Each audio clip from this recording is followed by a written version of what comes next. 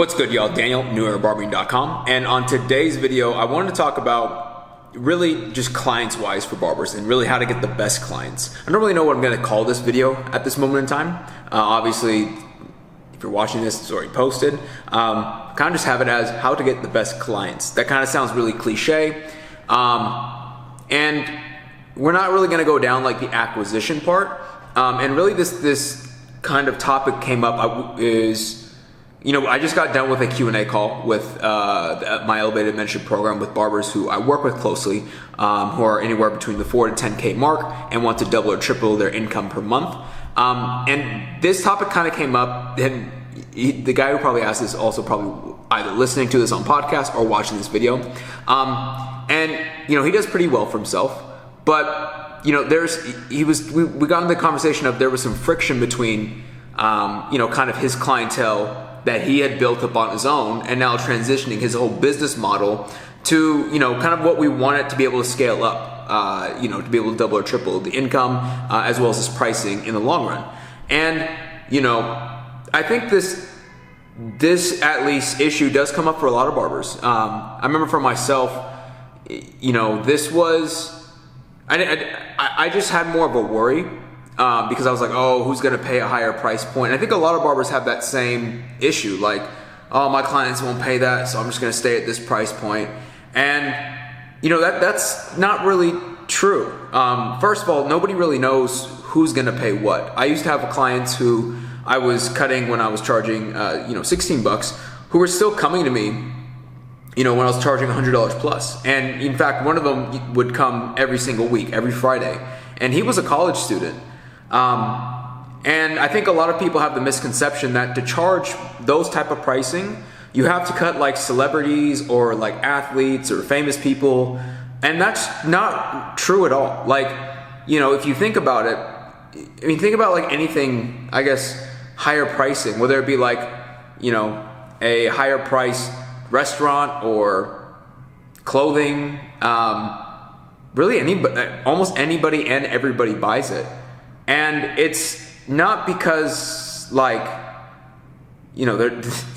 have free will. They can do with whatever their money that they want to, but they just see value in that thing, right? And some people do value their looks and appearance. Now, this doesn't mean you can just hike up your pricing and be able to get clientele at that price point, because I've seen a lot of people like actually break the business and do very poorly with that type of thinking.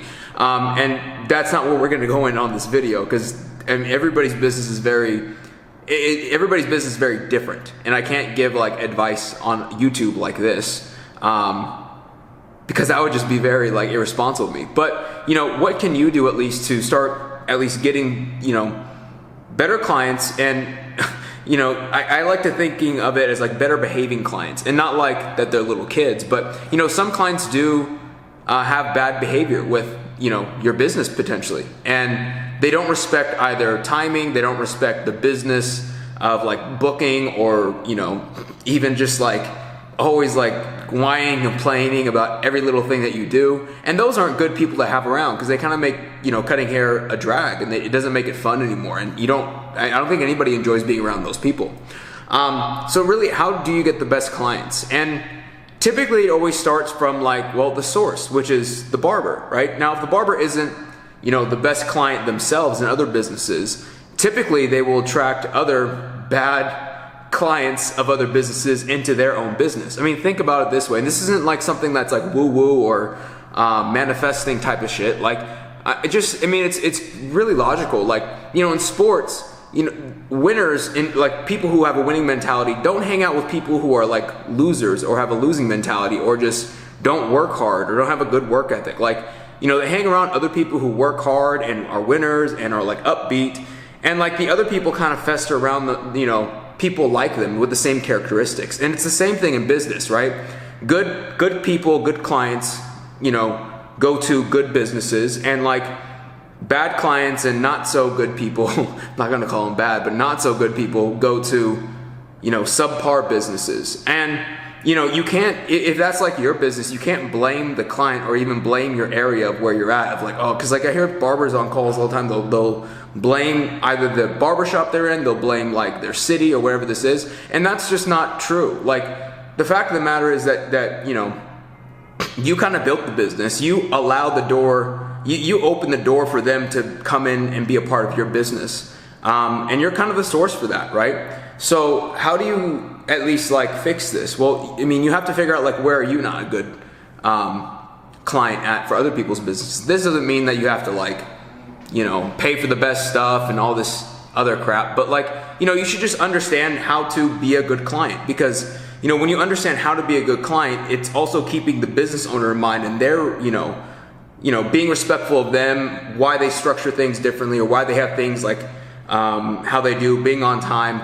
And, you know, when you exude that behavior on other people's businesses, you really don't tolerate that bullshit in your business either. Like, when people do that to you, you're like, come on, dude, seriously? Like, you know, because you hold yourself to that standard, you know, it's pretty easy to do, and it's almost just like lazy, and like, it is kind of disrespectful at some point if somebody just is that way to your business. So that's one takeaway, right? You know, don't be a bad client, be respectful. And you'll also learn how to put up barriers to kind of like keep these clients that aren't the best for you, and like for mentally wise and energy wise, just like throughout the day, because they can be very draining. And, you know, you kind of safeguard the people that you do want to keep, because they'll, you know, you'll be more energetic, you'll be more fun to be around, you'll actually enjoy what you're doing and actually do a better job, you know, service wise, because you won't be pissed off from that last client that you just did that ruined your whole day, right? We have those clients as barbers because we're very like, it's very one-on-one contact with somebody.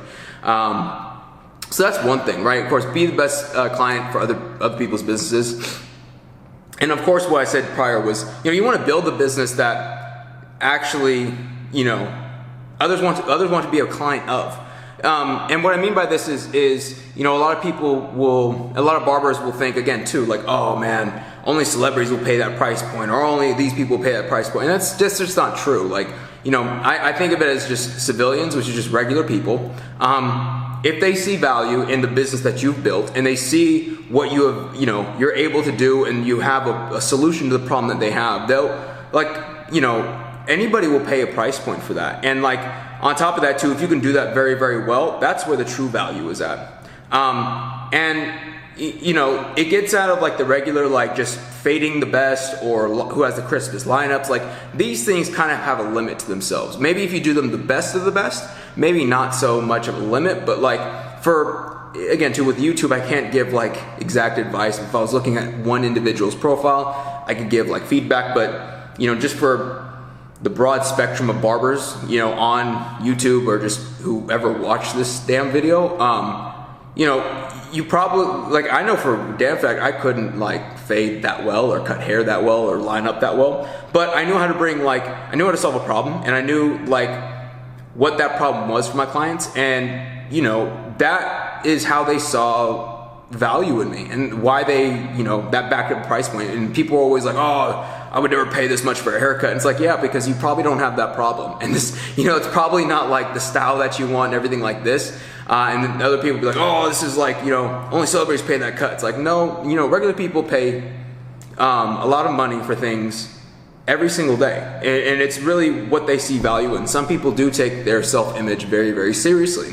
And if we take our job as seriously and build our business as serious to service those people, of course, we can go ahead and get, you know, really those people into our business, and they'll be happy to pay that price. It's not like, again, you hold a gun up to their head and like force them to be inside of your business. Now, again, with this, like, the screen went black. I want to make sure like I can actually see my notes so I don't lose. Yeah, so you want to, I mean, you know, when I say also focus on building the business, like, that clients want to be a part of, this also means like focusing on building the right things. What I don't mean is like, you know, having like luxuries, or like, or just things that don't matter, like additives, like, you know, I remember I got on a call with somebody one time, and he wanted to build like a barbershop that was like the most luxurious thing, but his haircuts were like, I mean, they weren't great, they were kind of average. And, you know, it's like, that's the focus on the wrong thing. And it's not like you have to have perfect haircuts, but again, too, you have to have a problem solution. There really was no solution for a problem. In fact, the basis of like what he had skill set wise needed to be focused on more than just like the environment. So, you know, you need to be at least aware that, one, like, if you want to be able to build your business up to, again, to like 100 plus, 200 plus dollars a haircut, you absolutely can. Now, you know, I think a lot of people, I think the mentality in a lot of different areas matters as well too. California, a lot of individuals, I think it's more accepted out here, but like I also don't think like it's impossible anywhere else. Like we have a barber in Philadelphia who's doing phenomenal, and I fully expect him to get up to $100 pretty soon, if not by the end of the year, and we'll see if that's true. But you know, it's not like it's something that's out of the ordinary. It's just like when you build the right thing, when you focus on the things that actually matter in improving a business, and you kind of have a good worldview and understanding of, you know, how to set yourself up, what to structure the business as, and you know, the focal points of that. And you can track things and improve it. Like it gets pretty damn simple at that point in time. I think a lot of individuals try to overcomplicate it again too. When they, you know, when you get on thinking of like nobody's going to pay that price or my clients won't pay that price, you're probably right, because you know you're not that individual. You haven't built a business that will warrant that price point, and probably the clients that you have built up right now definitely won't pay that price point. It just takes work, and that's what we show barbers how to do. Like in terms of the new era barbering, you know, barbers can typically like get up in volume, you know, doing the 4 to 10K month per mark with that type of thinking. But you know, to double or triple that, there's no way in hell you can just do double or triple the amount of work and haircuts volume wise, and get the type of like, you know, output that you want. It's almost crazy at that point in time too. And you know, we have systems and processes that help them do that, but it's also just thinking correctly. I think for what I've seen, at least, especially what's helped a lot of barbers inside the Elevated Mentorship program, is just how to think properly about business. Not thinking like short term and like try to sell like, you know, a hair product at an extra $4 or $5 here, but thinking long term, like, okay, cool, I don't want to be cutting hair full time in a couple years. How do I put my business in a position to, you know, reap the most benefits, provide the most value to my customers, run the best business possible, and you know, have an even win-win trade-off value of value with the client, and as well as what I'm receiving from that, and then be able to like, you know, be able to stack up capital, then remove myself from cutting hair full time. And you know, we have to make rational decisions. We have to think properly, understand how business and value is traded, and then also work on the skill sets of how do we acquire clients, how do we improve this, how do we read our tracking, how do we, you know, just even like staying on top of diligent wise, filling out tracking sheets on a daily basis and assessing the business, financial statements, and all this other stuff that, like, you know, it's very tedious work, but in the long run, it creates a very competitive advantage. If not, it just makes you unbeatable at that point in time. So this is kind of like a shorter video. I didn't really expect to do anything crazy, because it really isn't that crazy. It's just, look, be respectful, be a good person, be a good client to everybody else's business, and you'll understand, like, you know, what barriers and what to not tolerate in your own business. And you know, if you do see things that are going on that maybe piss you off or they irritate you client wise, well, that's a great time to not point the finger at why are they doing this, but like, you know, what are you as an individual, as a business owner, not doing to, you know, kind of back this up and make sure this bad behavior doesn't continue to like really I guess grow, because it can. And you can, you know, one bad client can turn to 3 could turn to 9. Like, this thing can multiply, and like you can have your whole business just almost be a headache. And it almost, you know, you can wake up every morning being like, look at your, you know, booking and be like, fuck, I gotta cut all these people, right? And you don't really enjoy it, and that's not a good way to live as a barber. So, you know, if you're somebody who's making that 4 to 10K per month mark, you want to be able to double or triple, but you know your clientele really isn't in the space. You know, what I'll do is I'll go ahead and put a link down below, and you can book a call with me, and we could see if it makes sense to work together to help you build this business to be able to double or triple it. Again, on these calls, I just want to make sure that, you know, I want to get a correct diagnosis. So if you do apply, make sure you go ahead and write as much information for me as possible. But we'll kind of just like walk through like what's kind of going on. What are the problems? Is there even a problem in your business? And try to get you thinking on this correctly.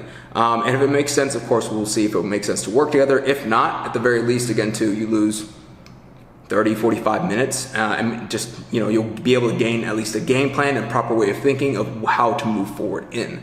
To be able to grow the business, actually, not be so stagnant, because it is like pretty frustrating.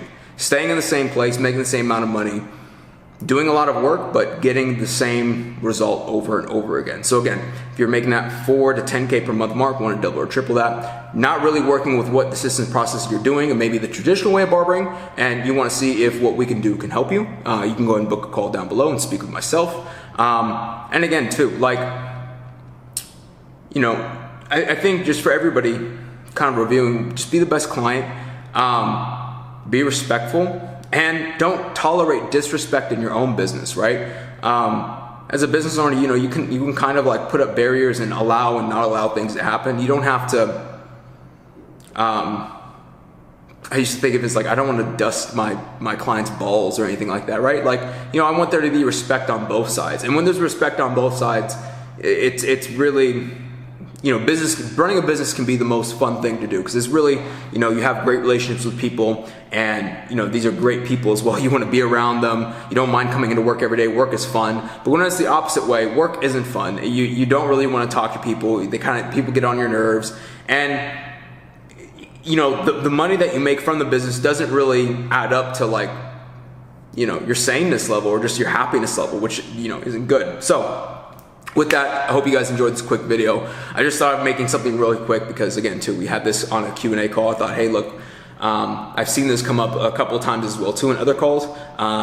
Typically, when I see patterns like this, I'm like, well, this might be a bigger problem that I should at least maybe make a video on, maybe, you know, at least share my thoughts, and maybe it would help somebody else out in their thinking. So hopefully you found some value of this. Go ahead, and if you did, go ahead and drop a like down below. And with that, I'll see you in the next video.